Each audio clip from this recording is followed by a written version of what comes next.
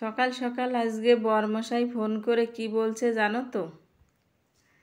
চলো বলছি তোমাদের কি বলছে ফোন করে।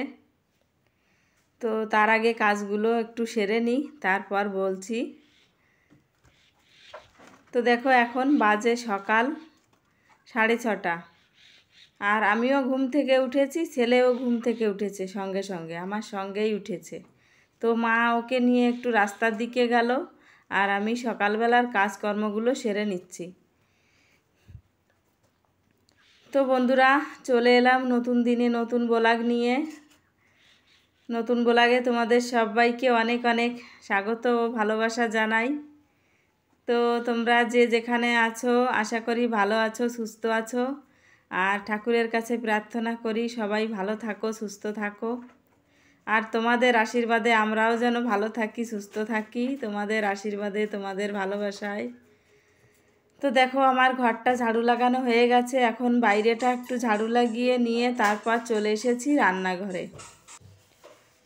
তো রান্নাঘরে এসে এখন থালা বাসনগুলো ধোবো। কালকে অনেকটা রাত হয়ে গেছিলো শুতে শুতে, সেজন্য রাতের বেলা কালকে আর থালা বাসনগুলো ধুয়ে রাখিনি। বেশিরভাগ দিনই মানে রাতের বেলা ধুয়ে রাখি, খাওয়া দাওয়ার পরে থালা বাসনগুলো ধুয়ে নিই, তাহলেই ভালো হয়। এঁটো কাটা বাসন ফেলে রাখতে ভালো লাগে না একদমই। সঙ্গে সঙ্গে পরিষ্কার করে রাখলে কত একটা মানে মনের মধ্যেও ভালো লাগে, পরিষ্কার পরিচ্ছন্ন কেমন একটা ভালো ভালো লাগে যদি ধুয়ে রাখি তাহলে। তো কালকে ধোয়া হয়নি, তো দেখো এখন সকাল সকাল আমি বাসনগুলো ধুয়ে নিচ্ছি। আর গ্যাস চুলাতে তেমন তো রান্না টান্না করা হয় না, ওই হয়তো একটু চাটা করি, ছেলের দুধ গরম করি, এগুলোই করা হয়। তো তবুও দেখো আমি একটু গ্যাস ওভেনটা ভালো করে ধুয়ে মুছে নিচ্ছি, একটু ছাপের জল দিয়ে সুতির কাপড় ভিজিয়ে নিয়েছি, তো একটু পরিষ্কার করে নিচ্ছি। সেই প্রতিদিন মানে রান্না করো চাहे না করো, তবুও একটু মুছে নিলেই ভালো হয়। আর এখানে এই সাইডে তো ভাতের হাঁড়ি টাড়ি রাখা থাকে, উনুনে রান্না করা হয়, বাইরে কাটে কালি টালি থাকে। তো এইখানে যে দেখো সাইডে রাখা হয় সব কিছু। তো বাসনগুলো আমি তুলে রেখে দিয়েছি, জলটা ঝরে গেছে। আর এদিকে দেখো আমার ছেলেকে নিয়ে চলে এসেছে, আরও দুষ্টুমিও শুরু করে দিয়েছে। ও কি ওটা কি তোমার হাতে? তোমার হাতে কি? অঙ্কিত কই বলো, হাতে কি কি করতেছ? রান্না রান্না করতেছ?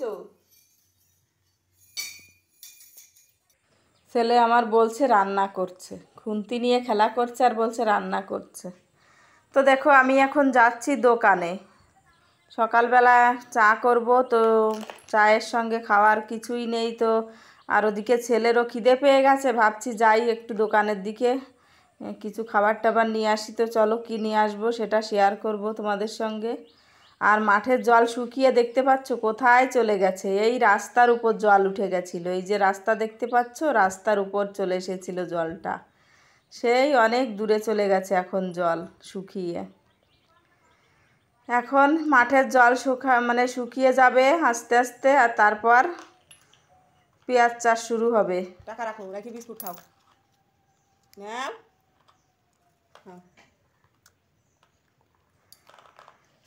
তো দেখো দোকান থেকে নিয়ে এসেছি 1 প্যাকেট টোস্ট, 1 প্যাকেট বিস্কিট, আর নিয়ে এসেছি চিড়ে।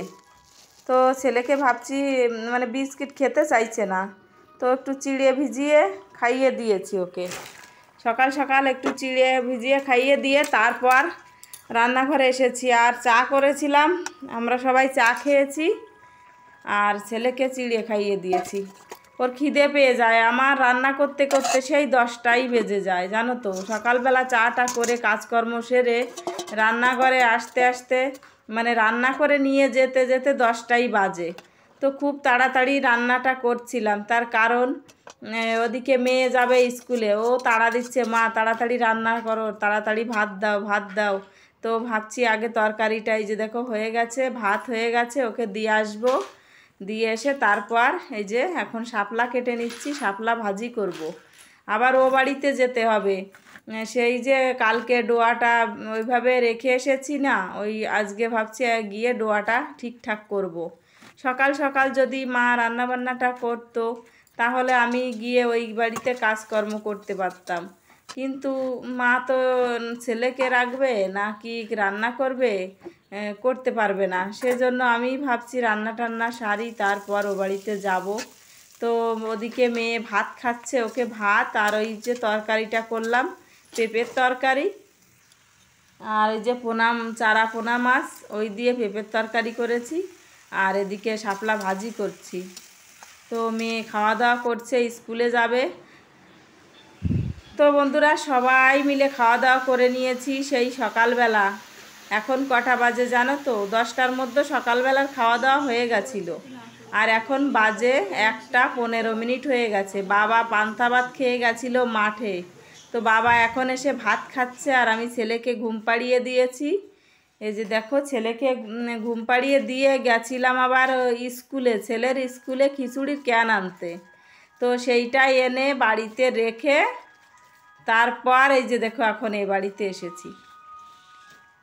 তো ভাবতে পারছো মানে ও বাড়ির কাজকর্ম সেরে এ বাড়িতে আসতে অনেকটা বেলা হয়ে যায়। ওই যে ছেলেকে ঘুম পাড়িয়ে রেখে তারপর কতটুকু টাইম পাই বলো তো? কোনো দিন 2টোর সময় আসি, কোনো দিন 1:30টার সময় আসি, তাহলে এইটুক সময়ের মধ্যে আমি কি কাজ করব?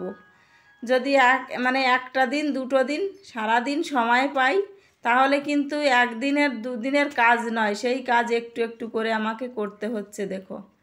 তো আজকে ভাবছি সামনের এই যে ডোয়াটা ঠিকঠাক করব। কালকে মাটি এনে রেখে গেছিলাম, কালকে তো সেটা তোমাদের সঙ্গে শেয়ার করতে পারিনি। জমির থেকে নরম নরম যে মাটিটা হয় না, জলের মধ্য থেকে তুলে এনেছিলাম 10 বালতি। যে বালতিটা দেখতে পাচ্ছ, এই বালতি ভরে ভরে 10 বালতি মাটি এনেছিলাম। তো সেই মাটিটা আর এই ডোয়ার যে মাটিটা কোদাল দিয়ে কেটে কেটে রেখেছিলাম, সেই মাটিটা, এই দুটো মাটি একসঙ্গে মিশিয়ে দিয়ে দেখো এখন আমি এই যে ডোয়াটা ভালো করে বানিয়ে নিচ্ছি সেই আগের মতন করে। এই নিয়ে এই 4বার হলো ডোয়াটা ঠিক করলাম। যতবার ঠিক করি ততবার বৃষ্টিতে ধুয়ে যায়, না হলে বন্যার জলে ধুয়ে যায়। গত বছরও বন্যার জলে সব ধুয়ে মুছে গেছিলো, আবার নতুন করে বানিয়েছিলাম। বৃষ্টিতে ধুয়ে গেল, নতুন করে বানিয়েছিলাম, আবার এই যে বন্যায় ধুয়ে গেল। এইবার মানে এই নিয়ে মোট 4বার ডোয়াটা ঠিক করলাম।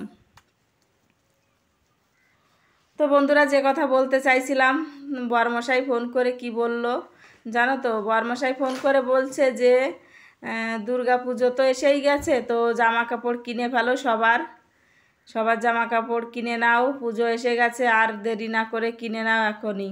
তো সেটাই বলছিল ফোন করে। তো বলছে যে টাকা পাঠাবো, তো আমি মানা করেছি, বলেছি টাকা তো রয়েছে, পেঁয়াজ বিক্রি করেছিলাম, এইখান থেকে খরচ করলেও যা হবে ওইখান থেকে এনে খরচ করলেও তাই হবে, একই তো হলো।